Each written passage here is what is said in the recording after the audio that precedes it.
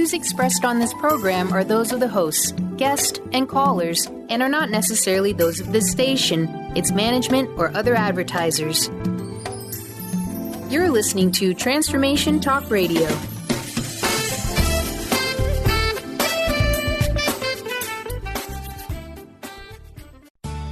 Get ready to challenge conventional beliefs about what's possible in creating health, wealth, and happiness. You are listening to Playing on the Edge Radio with Megan Edge. This hit show is providing you with ways of sustaining radical and powerful changes in your life. It is time to open and expand your awareness, accelerate your well-being as Megan shares wisdom, teachings, and experience from a lifelong journey of the heart.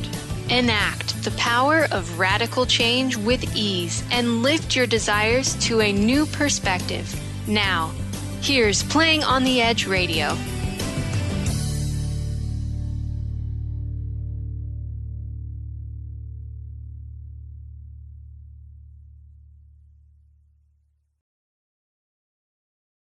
Welcome. I'm Dr. Pat. I am joined today by Megan Edge, Playing on the Edge Radio with Megan Edge, Radical Change with Ease. Today, we're talking about on the edge of ego and spirit. Megan, let's start a little bit differently. I want to take a look at, if we could for a minute, you are out in the world, healer, you train other people to be healers, speaker, author, radio show host. And I wanted to ask you about, in your journey, as you look forward and as you look back, what can we say about the concept of ego and I?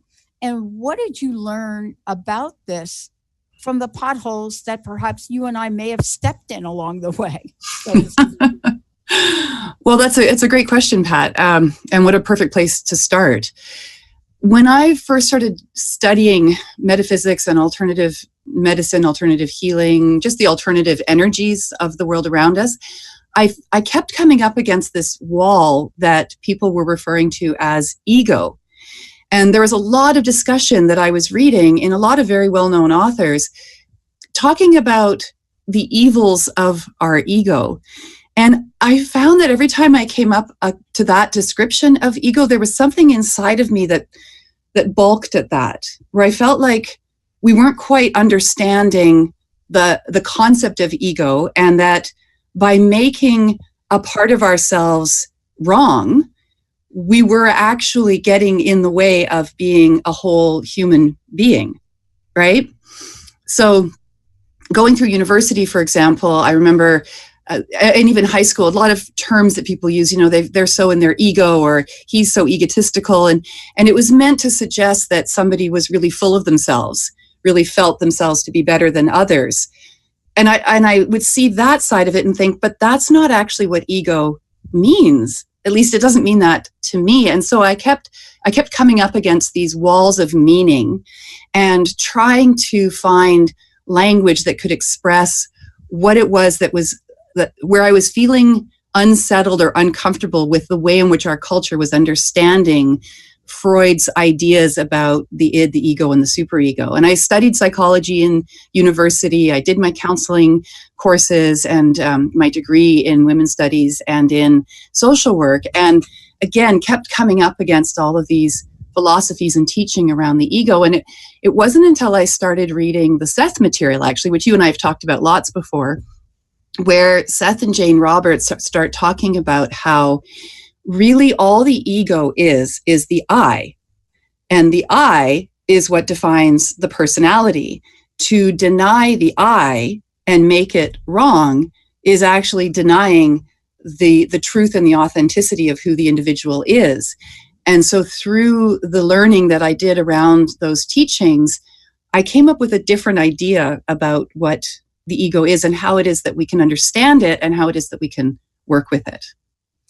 And, as we're talking about this too, we're talking about on the edge of ego and spirit. Yes. So let's kind of take a look at that, because we're going to be speaking about that as we move through the show today. But today we're talking, in this segment in particular, we're talking about the origins of the I. this idea of the I. And I know for a long time, especially in my corporate work, Megan, one of the things that, happens is we went through this, what is it, maybe a decade, maybe two, where you couldn't use the word I. I mean, corporate teams and corporate managers were like, no, don't say I, say we. Mm-hmm. And we had an identity crisis because of that, right? If we became, we messed up. And people are like, no, we didn't mess up, right? Dude, you messed up. Mm-hmm. So we have this confusion about the origins of the I and how important the I becomes. Let's talk about the difference between the ego or the I and how that is related to our journey into a spiritual realm, into that place that we like to think we are. And then every once in a while we say, I want. Yeah. As if it's bad, as if that's a bad thing. Right. As if that's a bad thing. And yet a lot of what modern spirituality, and I think also if you go back far enough, ancient spirituality is trying to teach us to understand is the concept of who we are. I mean, isn't that the whole purpose of the spiritual journey, is to find yourself wherever you happen to be in that moment? How can you find yourself if you don't include the I in that journey? And perhaps instead of making the I be something wrong or bad about yourself, or hiding behind the I, hiding behind the ego, what if you were to create a spiritual relationship with that aspect of yourself? Right? And really bring that into all of your conversations, because the thing that comes to my mind when I think about this is, if the ego equals the I, then the I equals personal responsibility. Right? And in part of what I teach my students and my clients is to take personal responsibility for those things in their lives that they can affect, those things in their lives that are theirs, that belong to them. And really, all that ever is our own response and reaction to the external world around us. That's where our responsibility lies. So while it may be true grammatically that there is no I in team is made up of a whole bunch of I's. It's made up of a whole bunch of individuals.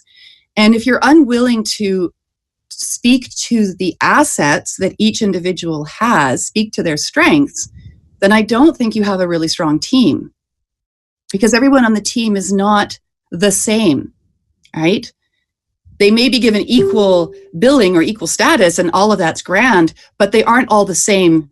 They are individuals. And in order to take full responsibility of ourselves, I think we really do have to acknowledge the I within us, and then have a healthy relationship with that concept of the I. Yeah, maybe I'm a little bit old school, but I grew up with a mom and a stepmom. Basically, my second mom, I call her, my second mom, where we were taught about the I in a very, I'm going to refer to it as a spiritual way. Mm-hmm. And we were taught about the I, but the principles of I am, as she was taught in her religious and spiritual beliefs. So out of the get-go as kids, we were taught about the positive power of I am, of talking about that. And so can you imagine me having that background with this woman for a large part of my life, and then going into the workplace and being criticized for how many times you say I am, right? So let's talk about the ego and the association of the ego in a lot of situations where the ego is almost as seriously politically incorrect as the I. And yet you got to beg the question, why the heck were we given one if it's all that bad? Right. And I wonder if in that context, if this is the last hurdle, this whole concept of the I and the ego, if this is the last hurdle towards spiritual wholeness, is in that accepting of the I as part of the whole package, as above, so below, and all of that. Therefore, I am becomes a really powerful statement of acknowledgement to who you are in any given moment.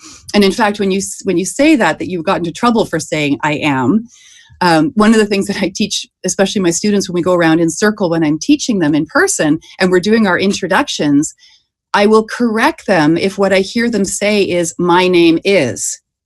Right? So my name is Susan, my name is Pat, my name is Jim. And I say to them, I'd like you to try saying, I am Susan, I am Jim, I am Pat. Because in that moment, there's an energy of ownership, of stepping into the energy of who you are. Now, you're not just your name, of course, but that's what we lead with.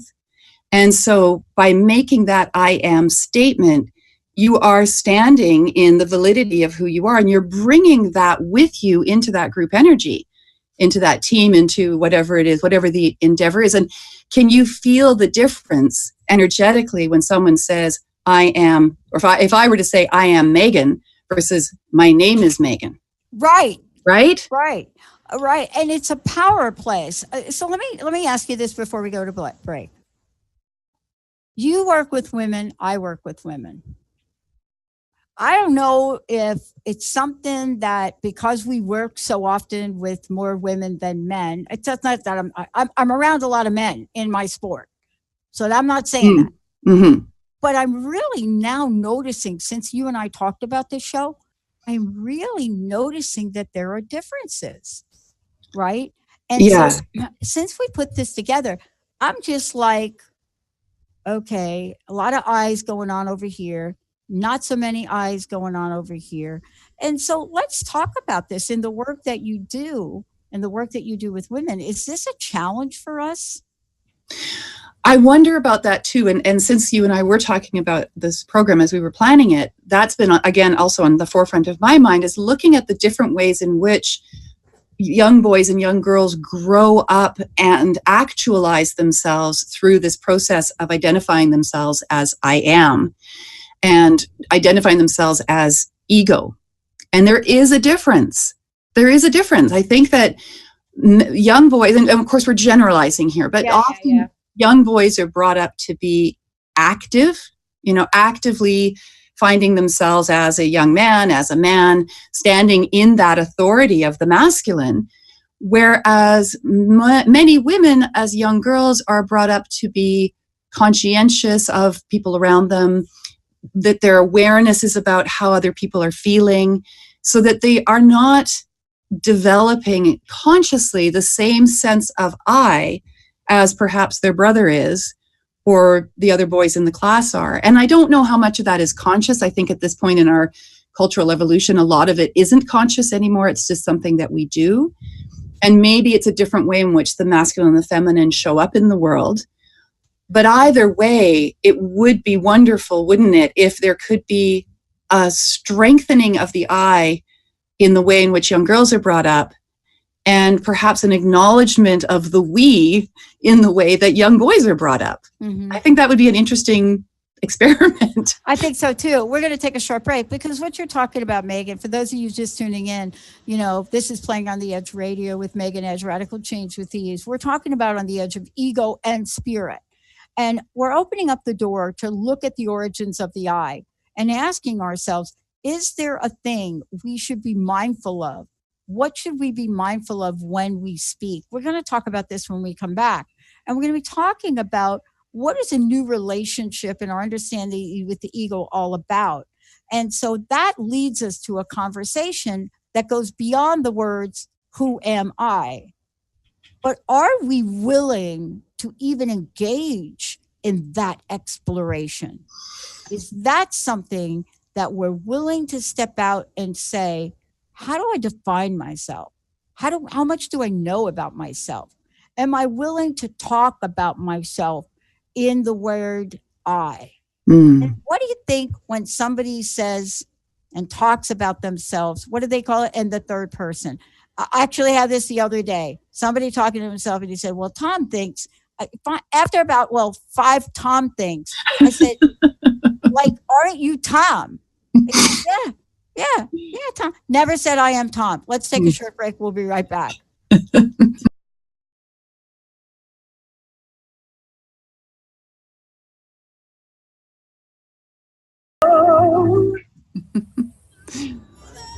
I asked Benny to play that song for today's show.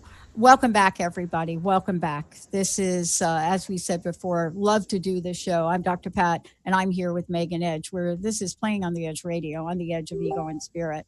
Megan, I want to stop for a minute before we jumped into Who Am I? And there was a reason I asked Benny to play that song, that version of Eleanor Rigby, which aired on The Voice last night. Okay. And it really ties into what we're talking about. No matter how many times I hear that song, it's haunting. But before we get to that, look, there's a large body of work that you do. You work with people all over the world. There's information I want to make sure people have.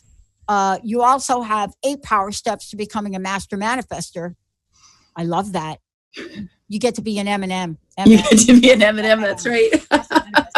A certified M&M. That's what I love about it. Who doesn't want to be that? Right? And then I want to talk about a word. So how can we find out more about you, about your book, about the work you do, about your coaching program, about your speaking? Wow. I want to be you when I grow up. No, you don't. Besides, you've got lots going on too. I know you do. I know, but I tell you that we can talk about this when we come back because it's related to this.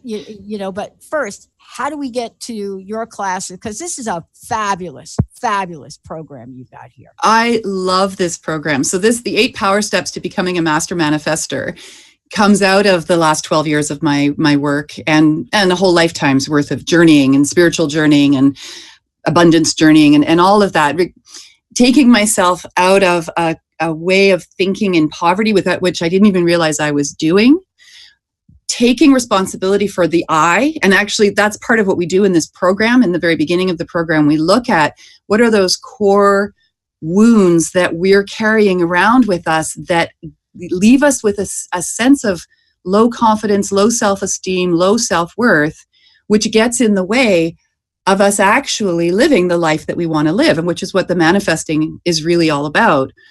So these 8 steps are steps that I've gone through that I then created into a system that can help other people move through the wounding, move into the sense of themselves as worthy and valuable and deserving of good things happening in their lives, whatever that looks like. And then I take you through various tools and techniques that I work with. And what I'm really excited about with this program is it is now online. So before, you could only learn this information if you took my Confident Healer course, which is the 10-month Intuitive Healers Intensive course, which is a certification course, or if you happen to catch me at one of my talks and this was the topic. But now I've created it as an online live 8-week program. And we start this Thursday. So you've still got time to jump over to my website, which is meganedge.ca, where you'll see all the things that I'm doing and putting out into the world. And you're able to register for the program and join us for the next 8 weeks to become a certified M&M, Master Manifester. Well, part of this too is this is also helping people with the I am and the I ... And let's get to that. One of the things that I'm really struck by is that there is this question that I've heard this a million times. Who am I? What is my purpose? What am I doing here? And I often wonder, is that really what I'm thinking about? I mean, I know Depop does a great job of that, but is that really what I'm thinking about? And then I remember the thing that I am thinking about is who am I now, right? Who am I now? And then who do I want to become? Right. So let's take a look at the ego, how it helps us or how it hinders us, because this is the place where we can identify those wounds. And I know you have a couple of quotes too on this that are really important to really zoom in. I do. So earlier in the program, when I was saying about how I kept coming up against this wall of resistance on my part to this idea that the ego was somehow evil. And in fact, what we've really done in our culture is to demonize the ego. It's our scapegoat now. And so here's one of these quotes. I love this one. The ego is the single biggest obstruction to the achievement of anything. Wow. Really? You're really going to give the ego that much power and control over you in this psychology that people are muddling themselves up in? Or here's another one. The ego is the biggest enemy of humans. it almost sounds like the ego is this entity external to ourselves who is pulling the strings and preventing us from being in our total authentic self.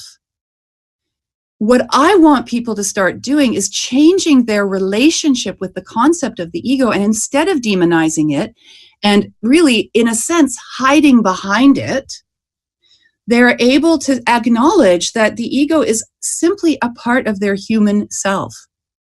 And all that the ego is doing is exactly what you've taught it to do in order to keep you safe and comfortable. Even if you're uncomfortable in that comfortableness, you've given this part of yourself instruction along the way about how to show up in the world, about what is safe and what's not safe, about what chances you can take or not take. And it's a complicated process that creates those instructions, but you can deconstruct those instructions. You can go through a process that I've created where you start having a conversation with this aspect of yourself, not from a place of pushing it down, squashing it away, making it bad, but rather giving it some credit for the job that it's been doing all along. And when I was thinking about how we use egotistical or ego as a bad word to describe someone's behavior that we are uncomfortable with because they're thinking so highly of themselves, the next question that I would ask is, why are they thinking so highly of themselves? What part of themselves might actually be feeling really small and is overcompensating for that by showing up in this big, what we would consider egotistical way? That there may actually be some pain behind that behavior, and that they may not be in right relationship with themselves if they feel like they have to be that, they have to take up that much space in a room. Do you know what I mean? Yeah, I know what you mean. And one of the things I know about what you mean is that when we talk about ego, we're looking at a number of different wounds. We have 4 major wounds that the ego is associated with. And everything you do in the body of work you do addresses these. Yes. Right? And so people wonder, what is she talking about? Wound? I don't feel wounded. What are the wounds? Well, we don't call them wounds. We don't wake up. Well, I don't. Maybe you don't either. But we don't wake up and say out of our mouths, I don't feel worthy. Mm-hmm. We believe it sometimes. Or we don't say, I'm so ashamed, ... my past, my future, right? Mm-hmm. Or we don't say, oh my gosh, I'm just not perfect. I just can't get it right. But here's the thing, we do say it. And then really the last one really is the whole idea about dying. It's the idea of death and dying and separation, anxiety, fear. And right now, what we know about that one is we are in North America have been pegged in the United States as one of the highest anxiety countries in the world. How did that even happen? And so even though we don't walk around saying it, the ego is a very strange bedfellow in that it's going to be with us on the journey. How are you helping people in the body of work you do zoom in on the deeper understanding of the I am? So the process that I help people with and how I help them to change their relationship with this concept of the ego is to literally invite them to have a conversation with that part of themselves. They could even give it a name if they want to. It's just an aspect. Let's say my ego's name is Jane. And I could have a conversation with Jane and say to her, I really do appreciate all the work you've done over my whole lifetime in following the instructions I've given you that keeps me in a comfort zone. I want to thank you for that. Because I think the ego gets a really bad rap. It's just doing its job. So I can say to Jane, thank you. Now, here's the thing, Jane. We're going to change it up a little bit. I'm going to give you new instructions. And in that moment of giving Jane new instructions, I've taken responsibility for how I'm going to show up in the world. I'm no longer hiding behind feelings of not being worthy or worthlessness. I'm no longer hiding behind spirit or hiding behind my ego. I'm actually standing in the I and saying, we will do this together, and I will tell you how we could try this out and do it differently and give you new instructions. And so I take my clients and my students through this process of basically fundamentally changing their relationship with this aspect of themselves that they've been taught through psychology, through spirituality, through religion, is somehow an evil, abhorrent part of themselves. Yeah. And part of this I want to tap into and get back and ask you to bring it in. One of the things is you wrote a book called The Heart's Journey. And, when I was looking at that book again and thinking about the show today and thinking about what this journey was like, but also now what you teach people, when you're teaching people that your heart holds all the wisdom you will ever need to love fully as you navigate each of your relationships. And so the ego is a dormant thing if it doesn't have something in relationship to itself, right? Yes. It's like playing a championship sport in your mind Mm-hmm. and never actually having somebody in front of you to play with. But this is really the part of the conversation where your body of work that you do and what we're talking about here today is more than just looking at the who I, but when we come back from break, if we understand this aspect of our nature, then we can decide, just like you said, when to hold them and when to fold them.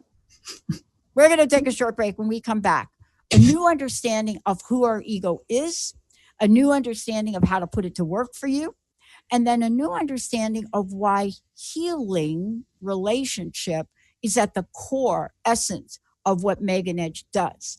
And again, you can go to her website, meganedge.ca. If you want to go find that book I just mentioned, we'll give you lots more. We'll be right back.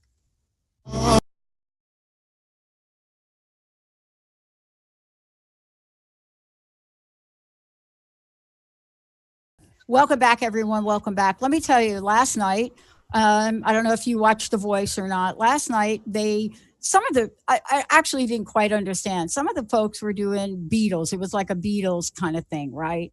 And so, one of the things I said to Penny, pull this version of Eleanor Rigby.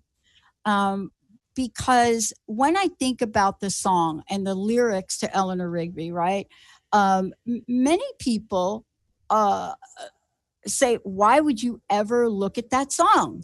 Because Eleanor Rigby, that song, comes from Revolver. It comes from the Beatles.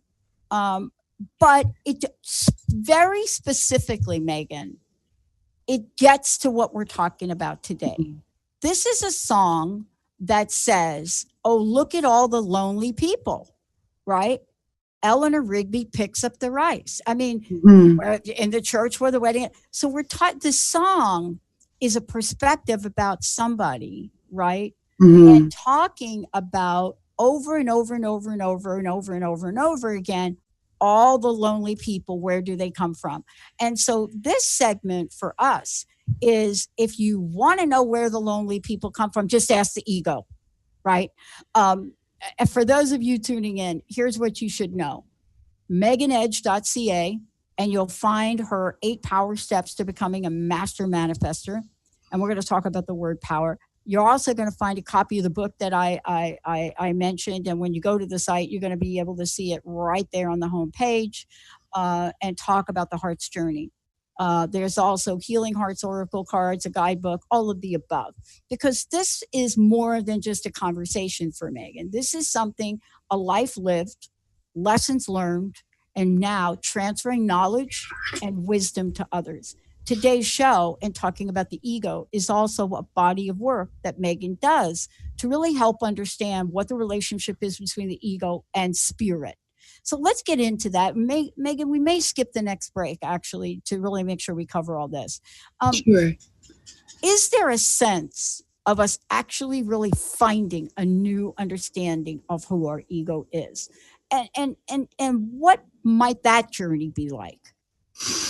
Well, yes, the answer to that question is absolutely yes. I know it's possible because I feel like that's what I've done.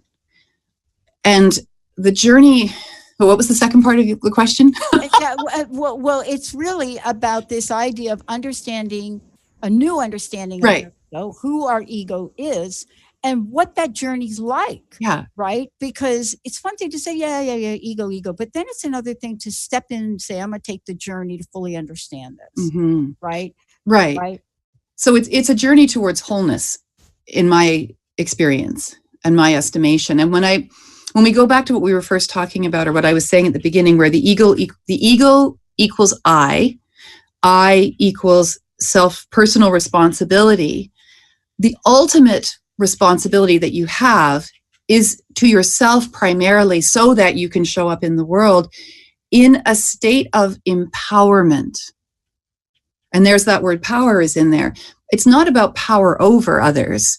It's about a sense of personal purpose and how we show up in the world to be of service or to be support for other people. If we are not in a healthy relationship with the I am aspect of ourselves, how do we show up in any relationship in a healthy way? Right? It has to start with the I. And when I look at the letter I, I've been feeling this since we started the program. The letter I is a straight line, and there's a top and there's a bottom. It's the head and it's the feet, and then in the center is the eye. And in the rune stone, which is a form of divination that comes out of Nordic tradition, Isa is the name of the rune stone for I, and it's the rune stone of standstill. When you pull that rune, you're guided to slow down and stop and contemplate your own purpose and contemplate your own sense of self and learn how to hold your own self sacred, which is where I bring in that spiritual idea that we were talking on break, that ego and spirit are actually the same thing. And I know that that's really radical. I mean, talk about radical change, and maybe not with the most ease for some people, but think about it for a moment. Spirit is you, I is you. But what we've done in our culture is we've taken spirit and put it out here, and we've taken the ego and we've put it out here, and we've made both of them responsible for our behavior. And then we hide behind that. The journey is about stepping out in front of that and owning your I, owning your spirit, so that you can step forward with a sense of empowerment. And it's within that sense of empowerment that you can start making changes in the world around you by the way in which you are showing up in the world. You become the mentor, you become the model for a new way of relating to all aspects of the self, which includes the I, the id, the superego, the spirit, the doubting demon, the backpedaler, the inner critic, the joyful. It's that whole package of what it is to be a human being. One of the quotes that I was just looking at that I wanted to share with everybody is actually from Sigmund Freud, who is called the father of psychology. The poor guy, there's a lot put on him. I think he needs one of those bumper stickers like Confucius has. It says, I didn't say that. Right. But this quote is, the ego is not master in its own house. Right? I studied Sigmund Freud in university when I was doing my psychology and my social work degree. And he never said anything about subjecting the ego. He was simply identifying aspects of the self. And he talks about the healthy relationship between the id, the ego, and the superego. And he talks about the unhealthy relationship.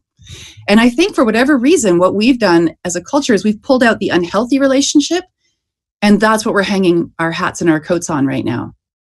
And what he's saying in this quote, the ego is not the master in its own house, is he's saying don't give the ego more power over than the ego requires. Right? And that comes back to what I was saying earlier about the ego is just doing the job that you taught it how to do to keep you in that human, dare I say, humbleness. We can't be humble unless we know who we are. Otherwise we're being meek. We're kowtowing. We're not standing in a sense of authority over ourselves. And that journey to understanding and finding our own authority is really the journey towards I am. And personally, and this is simply personal, I would not ask this of anybody, But if there are pearly gates, and when I am standing in front of them, and whoever is in charge of the pearly gates says, "Who are you?" I will say, "I am me. I am Megan for this lifetime. I am this entity." I will own it for as long as it is how I show up in the world. When we talk about this, and we're talking about Freud, and the other day I really talked about Jung. One of the things that I want to make sure we bridge, and I think it'd be a good idea that we just go ahead and skip this break, because I want to talk about what this leads to now, right? Mm-hmm. We're talking about this idea that each of us have an ego, but the ego by itself is a pretty dormant thing. Mm-hmm. The ego starts to do its work only when it starts to either revisit things from our past that have to do with other people, places, or things. Otherwise, the ego by itself is selfless in essence. Mm-hmm. But the minute we interject a situation that involves something other than us, right, there is a question mark around it where we have to take that journey with that thing. Maybe there'll be a wounded part of it. Maybe there wouldn't. But all of this leads us to here we are, understanding the ego. But let's talk about for a minute what it means to understand the ego and understand that ego in the context of our divinity, in the context of the divine, in the context of source energy, God, whatever you call it. Right. So there's a place where possibly modern, sorry, there's something binging on my computer screen. I'm just going to take care of that. Got to be God talking. Yeah, where modern spirituality is doing this really beautiful thing in that it is examining or leaving room to examine the nature of the human being instead of making the human being less than and always having to try to strive and achieve to be more than, but with this concept that they could never be as much as. That could be a meme. That could be a meme right there. Really good. So there's this branch of modern spirituality, of modern metaphysics, that's looking at the physical body as a vehicle for the spirit and the soul to journey through the human experience. So the identification with the I becomes, in that context, the ultimate divinity, the ultimate acknowledgement of whatever source is out there that is helping us on this journey or has put us here for whatever reason. I mean, whatever your belief structure is around that, we have to be the best of ourselves that we can be in order to most honor that divinity. To make ourselves less than is not honoring that divinity. It's not honoring the spirit. So really, again, the ego being the I and spirit being the divinity, it seems to me like the journey is to uniting the two of them in order to create that wholeness as the ultimate acknowledgement of the divine. Mm. You know, one of the things that I think we should mention here as we're talking about this, there's a conscious and a subconscious aspect to what we're talking about. Mm-hmm. One of the things I love is the new contemporary dialogue that really starts to talk about conscious, subconscious, and psycho. Psycho. Did I say psycho? Well, it can make you go a bit psycho. I think I'm listening to too many news channels. That's what I think's going on with me right there. The psychic ability. Mm-hmm. So it used to be we're talking about only two aspects. Now, and which even goes back to Freud and Jung, there was an aspect of psychic intuition, that thing. You get what I'm saying? Mm-hmm. So there is this esoteric relationship, right, to the ego, the wholeness of this. Yeah. Let's talk about what that means in the context of healing, because I don't know what it's been like for you to heal, but for me to heal, I really had to go on a spiritual journey. Mm-hmm. I can't even describe what that means today in the show, but I had to go to a place that you can't physically may be able to see the pathway or the gateway. But, mm-hmm. but somehow I knew I had to go there. I think actually my mentor and my coach at the time said, you got to go there. Yeah. But tell us about this in bringing this to the healing relationship now. So that's that journey about going into the shadow side. And the shadow side it's the backside. It's the part we don't want to see, we don't want to acknowledge. It's actually the part of ourselves that the ego keeps us safe from in a lot of cases, right? The ego shows us what's here and what's right in front of us and gives us the opportunity to work with what's present. What's behind us, what's in that shadow work, that spiritual deep dive that we all have to do at some point in our lives, or lifetimes perhaps. It's that wake-up call moment where you realize that there's something more going on than what you have been acknowledging. And some of that is your own story. Wouldn't it be a better experience at a spiritual level to bring the ego with you into that shadow work where it sprung from in the first place, from those experiences that we want to keep away from everybody? We don't want them to see these things we've done or these things that have happened to us. Boy, I know. That's a yes. mouthful. So That's if we were to bring the ego with us into that work, now we have an ally. Now we have a part of ourselves that knows intimately that shadow work, because its whole job has been to keep us safe from that, from taking that risk. And that goes back to that conversation I was talking about, where I say to my ego, Jane, okay, Jane, you and I holding hands, let's walk that spiritual path into that old wounding, into that shadow work, so that we can lift ourselves up together into that divine light. And as you were talking, I kept seeing that image that Plato paints so beautifully when he talks about the cave and how the people in the cave are looking at their shadows on the wall. And that's what they believe to be their real self. And all they actually have to do is turn around to face the mouth of the cave, and there is the light. And they can step up and walk out if they only acknowledge that that's where the shadow came from in the first place. Mm. The shadow comes from the light. So when I say the divinity comes from the ego, that's what I'm talking about. That instead of making the ego, instead of demonizing the ego, what if we stood up, turned around, and faced that light and said, okay. Because honestly, the spiritual journey is as much about going into the shadow side as it is about turning the light on ourselves. Yeah. And seeing our own brilliance. Yeah. And being okay with that brilliance, being healthy in that brilliance. So that it isn't about power over anybody. It's simply about saying, this is who I am in my brilliance. I'm a star. And using that energy to benefit the people around us because we're in a good space with that relationship. Mm. I want to ask you about three things. One, healing our relationship with our ego. I mentioned before that when I look at the body of the work that you've said yes to and understanding who you are in the world, right? Mm-hmm.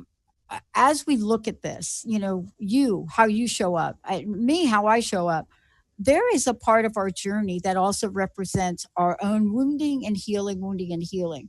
But there's another part of this where the ego will guide us to say, yeah, that's great, Megan, that you've gone on that journey, but you know what? You're not done yet. You really have to help others in this arena, right? This is really me tapping you on the shoulder. And then if you're not going to listen to me, I'm going to hit you with a 2x4 if you don't do this, right? Let's talk about that bridge that gets built, because you work with women, certify people in all of the great things you're doing. And when we're doing that, or when we're reaching people, we're making a connection with them to then go and explore. Who are you in the context of what you just heard in this show? Let's talk about, for you, what your work has done and what you are envisioning to help people on an ongoing basis with this aspect of true spiritual growth. So here's a question that pops into my mind as you say that. I would be so curious to be able to read everybody's minds, which I don't do. When I say the vision that I have is of stepping onto a larger stage, a bigger platform where I can share a message that I believe wholeheartedly in around self-empowerment, around ego, around healing, would there be people who are listening and watching today who would go, oh, she's so egotistical? Right. Right? Right. So, and we were looking at these quotes and how I was thinking as we were looking at some of these quotes we were talking about earlier. So those people that have a big vision of themselves on a larger stage, on a bigger platform, throughout time, throughout history, they've had to have a sense of themselves as being able to walk that walk, right? And they don't do it by themselves. Nobody ever achieves greatness all by themselves. And there's a certain point of humbleness along the way that I think is a healthy relationship with ego. But if there weren't people in our world who were willing to take that chance to show up in a bigger way, I don't think we would be evolving at all at this point, at any point. Yeah. So I feel like the evolution of that healing work of looking at those wounds and acknowledging them and then saying, okay, but that's not the totality of who I am. I am this, and I am this, and I am that, and I am this thing, and I'm this over here. And creating that sense of wholeness within the concept of the divine and the ego is really where that healing happens. And where those of us that have a voice that we are able to use to bring a message of each person's own greatness and empowerment out to the world so that we can help lift people up. They have to choose it. They have to choose to be lifted up. They have to choose to believe in themselves. They have to choose to see themselves the way that we see them. That's free will. If there are people who have that voice, then they should step into that voice. They should have a healthy ego that allows them the confidence to do that. But that doesn't mean they aren't going to have bad days. Exactly. Exactly. I mean, look at my hair. All right. Look, there are days when you walk out of the house because you're so focused and on purpose that you don't even think, whoa, did you even comb that thing up there? And, I'm surrounded by a bunch of people, and Linda, gotta love Linda. It's like, you didn't foof your hair. And I'm like, yeah, don't worry about it. I'm just going to put a big old fat headset on. I'm not going to have to worry about it. But, part of this is really understanding not only about what the ego is, but also acknowledging and embracing and never giving up the love and respect that we were meant to have for ourselves in the process, right? Absolutely. That's the key to today. That's right. And how can you be in right relationship with somebody else if you aren't in right relationship with yourself? How do you love somebody else if you don't love yourself? How can anybody love you if you don't know what that feels like for yourself? That's ultimately what we're talking about here, is allowing the ego to be that part of ourself that works with us so that we can stand in our own sense of self, to be loving towards ourselves so that we can invite others to be loving towards us, and so that we can be in healthy, strong relationships with all the people around us. Wow. Megan, thank you for today. What a great show. More to come on this conversation, because let the healing begin. Can you please give everybody an idea how they can sign up for the class, all of the above, and what's your personal message? What do you want to leave us with? So first, quickly jump over to meganedge.ca, go to classes, and you'll find Mastering Manifesting. Click on that. You'll get to the landing page. All the information's there, including a little bit of my own personal story about some of the struggles that brought me into this knowing and this learning. The final message for today is this: you are not separate aspects of yourself. You are a whole being. So bring everything that you are into the center of yourself, so that you can stand in that I am, and you get to fill in the rest. Megan Edge, everybody, meganedge.ca. I'm Dr. Pat. For more information about me, go to the Dr. Pat Show or Transformation Talk Radio. For more information about you, just have a chit chat with your ego. All right, everybody, we'll see you next time. Bye, everybody. You've been listening to Playing on the Edge Radio with Megan Edge. Tune in each month on Transformation Talk Radio and the Dr. Pat Show Network, providing you with ways of sustaining radical and powerful changes in your life. If you've missed any part of this episode or want to find out more about Megan Edge, visit her website at meganedge.ca.